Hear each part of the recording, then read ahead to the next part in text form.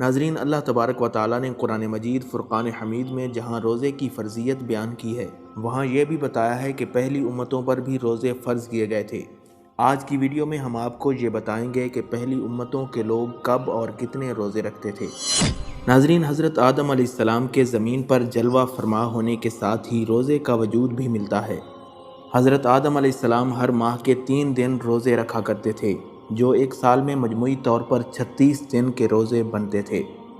ہجری تقویم کے مطابق حضرت آدم علیہ السلام ہر مہینے کی 13، 14 اور 15 تاریخ کو روزے رکھتے تھے۔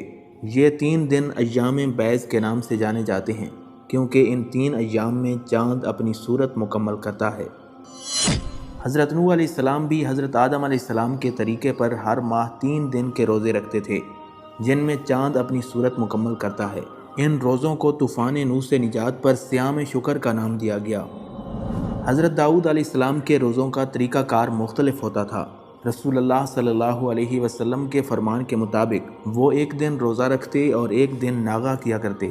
اس طرح وہ سال میں تقریباً 182 دن روزے رکھا کرتے تھے۔ حضرت سلیمان علیہ السلام ہر ماہ 9 دن روزے رکھا کرتے تھے۔ آپ مہینے کے آغاز پر 3 دن، مہینے کے درمیان میں 3 دن اور مہینے کے آخر میں 3 دن روزہ رکھتے تھے۔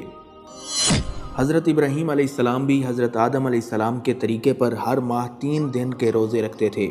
بعض روایات میں آتا ہے کہ حضرت ابراہیم علیہ السلام پورے مہینے کے روزے رکھتے تھے، تاہم دیگر مفسرین نے اس کو 3 دن کے روزے بیان کیا ہے، جن کی نیکیاں 10 گنا کے برابر ہوتی تھیں، اور یوں نیکیوں کا ثواب پورے مہینے کے برابر ہوتا تھا۔ اللہ کے نبی حضرت موسیٰ علیہ السلام کے روزوں کا طریقہ کار مختلف ہوتا تھا۔ اللہ تعالیٰ نے حضرت موسیٰ علیہ السلام کو مسلسل 30 روزے رکھنے کا حکم دیا، تاکہ وہ اللہ رب العزت سے ملاقات کریں اور ہم کلامی کا شرف حاصل کریں۔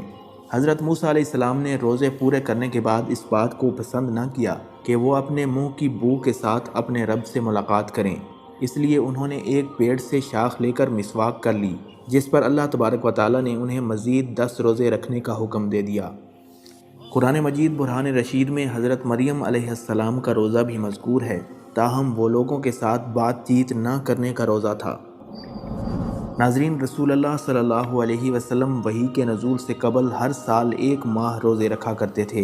اعلان نبوت کے بعد آپ نے ہر ہفتے پیر اور جمعرات کا روزہ رکھنا شروع کر دیا۔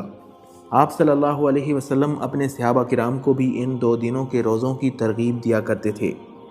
رسول اکرم صلی اللہ علیہ وسلم نے حضرت آدم علیہ السلام کے طریقے پر ہر ماہ 3 دن یعنی ایام بیض کے روزے بھی رکھے تھے۔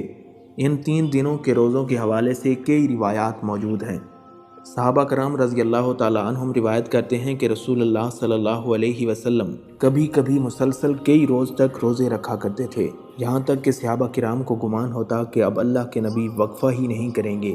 اس کے بعد وہ دیکھتے کہ رسول خدا صلی اللہ علیہ وسلم نے ناغہ کر لیا ہے۔ اس کے بعد اتنا طویل وقت گزر جاتا کہ صحابہ کرام کو گمان ہوتا کہ شاید اللہ کے نبی دوبارہ روزہ نہیں رکھیں گے۔ ناظرین، رمضان المبارک کے روزے ہجرت کے دوسرے سال فرض ہوئے۔